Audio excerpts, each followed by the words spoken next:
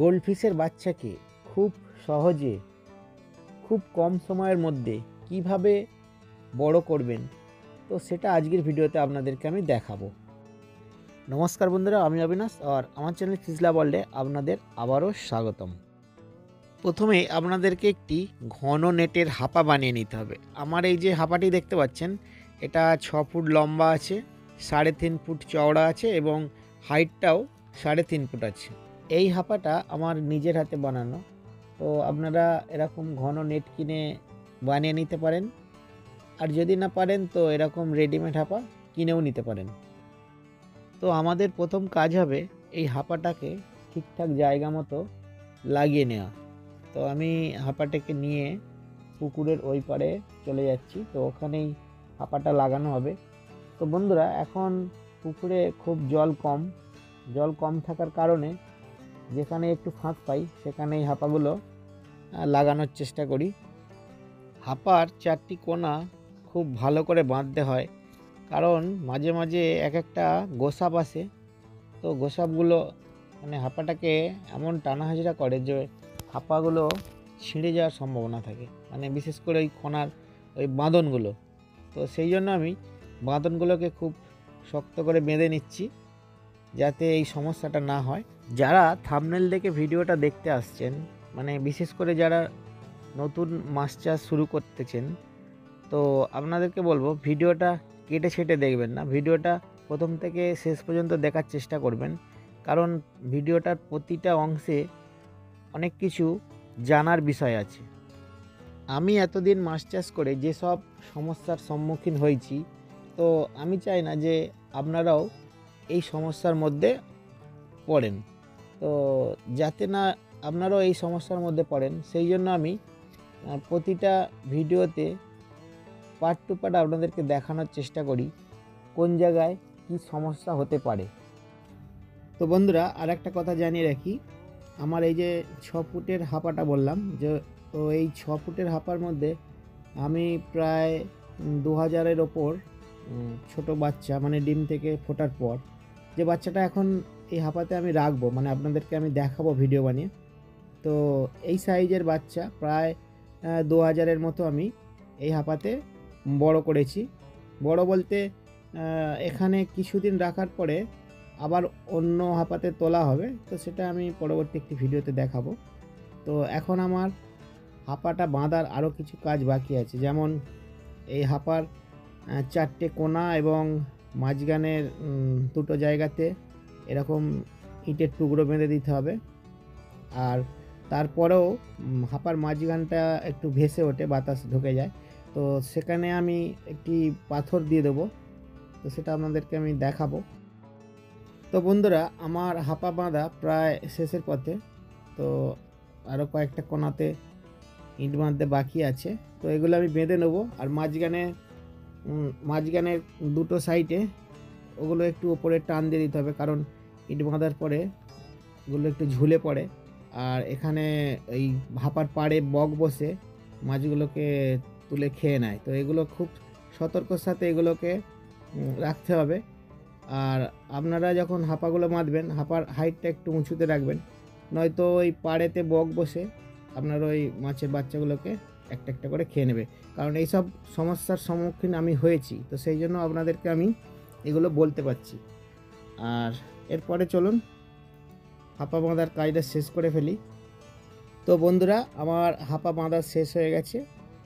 তো এবারে আমার কাজ হবে এখানে বাচ্চাগুলোকে আনা। তো তার আগে মাঝখানটা যে বলছিলাম যে নিচে বাতাস ঢুকে ফুলে ওঠে ভেতরটা, ওই যে এখানে এক জায়গায় আর এই সামনে আর এক জায়গায়, এই 2 জায়গায় ভেসে উঠেছে।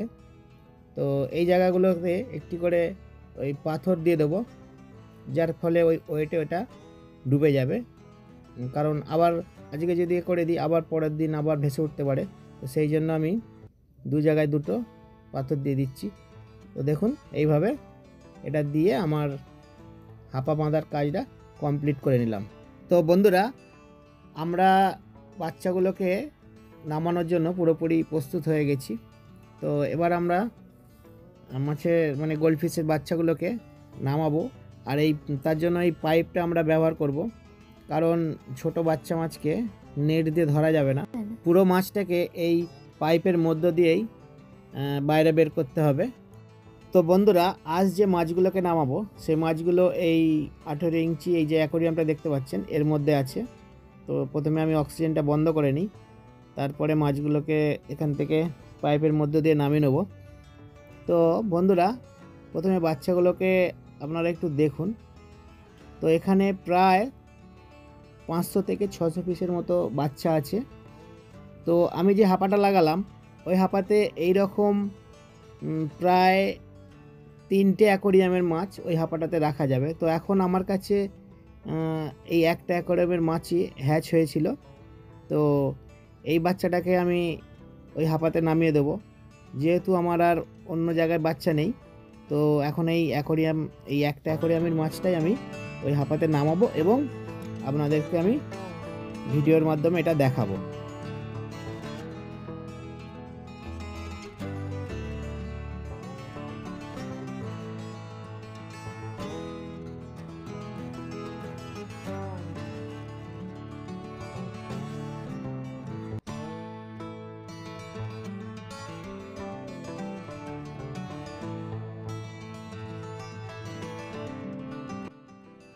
আপনারা হয়তো ভাববেন যে এরকম পাইপে করেই বা আমি বাচ্চাগুলোকে কেন নামাচ্ছি, মগে করে বা অন্য কিছু করে তো একটা জায়গাতে তুলে নিতে পারি। কিন্তু বন্ধুরা, আমি এইভাবে করে দেখেছি এর আগে, তো তাতে কিছু বাচ্চা নষ্ট হয়ে যায়। তো সেই জন্য আমি তারপর থেকে এই পাইপে করেই বাচ্চাগুলোকে নামাই। তার ফলে কী হয়, আমার একটাও বাচ্চা নষ্ট হয় না। তো এটাতেই আমার কাছে এটা আমি ভালো সুবিধা বলে মনে হয়েছে। তো ওই জন্য আমি এটাই করি এবং এটাই আপনাদেরকে আমি ভিডিওর মাধ্যমে দেখাচ্ছি। তো এরপরে যখন আপনার এই যেখানে বাচ্চাটা নিয়ে নিচ্ছেন, তো এখানে যখন জলের পরিমাণটা বেশি হয়ে যাবে, তো তখন এরকম একটা ডাবনিয়া ধরা নেট দিয়ে খুব সাবধানের সাথে এই মগটাকে এর মধ্যে ডোবাতে হবে এবং এখান থেকে জলটা কমিয়ে দিতে হবে। তো আমি কিভাবে কমাচ্ছি দেখুন, এই যে নেটটা নিয়েছি, যার ফলে কি হচ্ছে, এর মধ্যে বাচ্চাগুলো আসতে পারছে না, শুধু জলটাকে তুলে নিচ্ছি। এবং জলটা তোলার সময় খুব সাবধানে তুলতে হবে, তাড়াতাড়ি করার কোনো দরকার নেই, তার ফলে নিচের দিক দিয়ে বাচ্চাগুলো নেটের গায়ে জড়িয়ে উঠতে পারে। তো সেই জন্য আমি এইভাবে জলটা যখনই বেশি হয়ে যাবে তখন একটু কমিয়ে দেবো।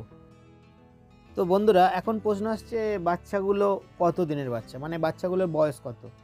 তো বাচ্চাগুলোর বয়স বলতে টোটাল বয়সটা হবে ডিম দেয়া থেকে, মাদার মাছের ডিম দেয়া থেকে এখন বাচ্চার বয়স টোটাল 10 দিন।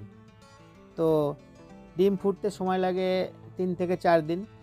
তারপরেও কিছুদিন এদেরকে এই অ্যাকোরিয়ামের মধ্যে খাবার দিতে হয়। খাবার দেওয়ার পরে বাচ্চাটা যখন একদম পুরোপুরিভাবে সাঁতার কাটতে থাকে তখনই বাচ্চাগুলোকে নামাতে হয়।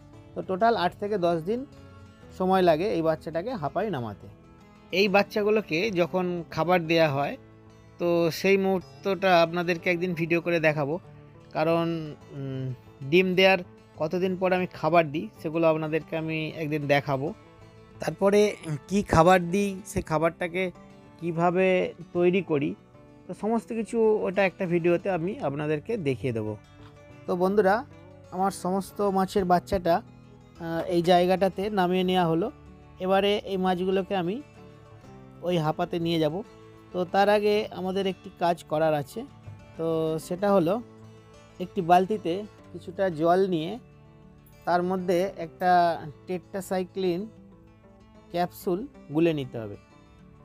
এটা টেট্রাসাইক্লিন ক্যাপসুল, আপনারা ওষুধ দোকানে, এটা অ্যান্টিবায়োটিক ক্যাপসুল, আপনারা ওষুধ দোকানে গিয়ে বললেই আপনাদের দিয়ে দেবে যে টেট্রাসাইক্লিন ক্যাপসুল। তো একটা ক্যাপসুল আমি এখান থেকে নিয়ে নিলাম। তারপরে আমি ক্যাপসুলটাকে জলেতে ভালো করে মিশিয়ে নেব।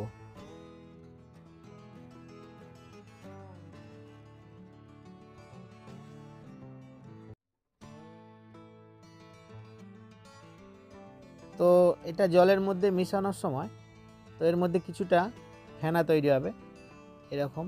তো এতে কোনো সমস্যা নেই, এটা শুদ্ধই আপনারা ওই ব্যবহার করতে পারবেন, ফেনাটা শুদ্ধ। তো এটা আমি এই ওষুধটা আমি এখন কি করব সেটা আপনাদেরকে দেখাবো।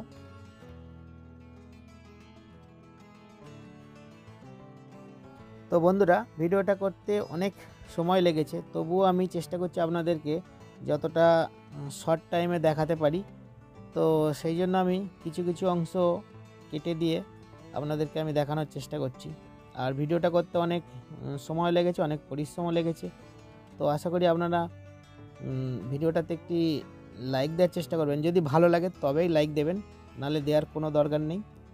আর রঙিন মাছ চাষ সম্পর্কিত আরও তথ্য পেতে যারা এই চ্যানেলটি এখনও সাবস্ক্রাইব করেনি, তো চ্যানেলটি অবশ্যই সাবস্ক্রাইব করে রাখবেন, কারণ এরপর আরও অনেক নতুন নতুন ভিডিও আসতে চলেছে। তো সেগুলো দেখার জন্য আপনারা অবশ্যই এই চ্যানেলটি সাবস্ক্রাইব করে রাখবেন। তো বন্ধুরা, এখন আমি মাছের বাচ্চাগুলো আর তার সাথে যে ওষুধটা তৈরি করে নিলাম, তো সেটা আমি এই হাঁপার কাছে নিয়ে চলে এসেছি। এবার আমি প্রথমে ওষুধটা এর মধ্যে ছিটিয়ে দেবো, কারণ মাছটাকে কিছুক্ষণের জন্য এর মধ্যে ভাসিয়ে রাখতে হবে। তো আগে আমি ঔষধটা পুরো হাঁপাটার মধ্যে ছড়িয়ে দিই।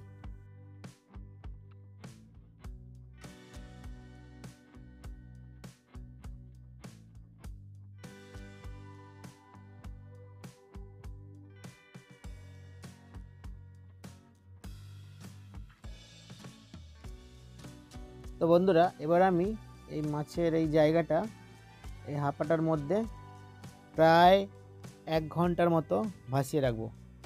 1 ঘন্টা ভাসিয়ে রাখাটা আমার কাছে খুবই জরুরি বলে মনে হয়, কারণ তার আগেও ছাড়া যেতে পারে, তো দরকার নেই। যেহেতু এতে অনেকটা জল আছে, তো মাছগুলো এর মধ্যে ভালোভাবেই আছে, তো সেহেতু আমি এই জায়গাটাকে এর মধ্যে 1 ঘন্টা ভাসিয়ে রেখে দিয়ে আমি তারপরেই মাছগুলোকে ছাড়বো।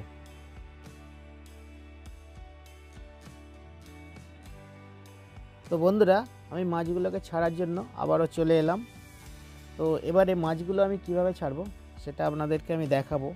এই ছাড়ার ব্যাপারটা যারা অনেকে জানেন না, তো সেটা আমি আপনাদেরকে দেখাতে চাই। দেখুন, এখানে জানেন না বা অনেকেই জানে, সেটা আমি বলছি না, আমি যেভাবে ছাড়ি সেটা আপনাদেরকে আমি দেখাতে চাইছি। কারণ আজকের সমস্ত ভিডিওটাতে আমি যেভাবে মাছগুলোকে ছোট থেকে বড় করি এবং খুব কম সময়ের মধ্যে, সেটাই আপনাদের সামনে তুলে ধরতে চেয়েছি।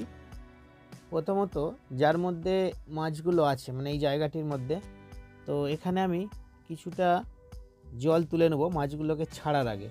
তো দেখুন আমি কিভাবে এর মধ্যে জলটাকে ঢুকিয়ে নিচ্ছি। তো এইভাবে বেশ কিছুটা জল তুলে নেব, কিন্তু এটা ডুবে না যায়। তো তার আগে আমি এটাকে ছাড়তে থাকবো। আবার দেখুন আমি মাছগুলোকে কিছু বের করে দিচ্ছি, আবার নতুন করে জল নেব। এইভাবে কয়েকবার করার পরে ধীরে ধীরে সমস্ত মাছটাকে আমি এর মধ্যে ছেড়ে দেবো। এর আগে হঠাৎ করে মাছগুলোকে ছাড়তে গিয়ে আমার অনেক মাছ নষ্ট হয়েছে, সেই জন্য আমি এইভাবে মাছগুলোকে ছাড়ি, তার ফলে আমার সমস্ত মাছ ঠিকঠাক থাকে।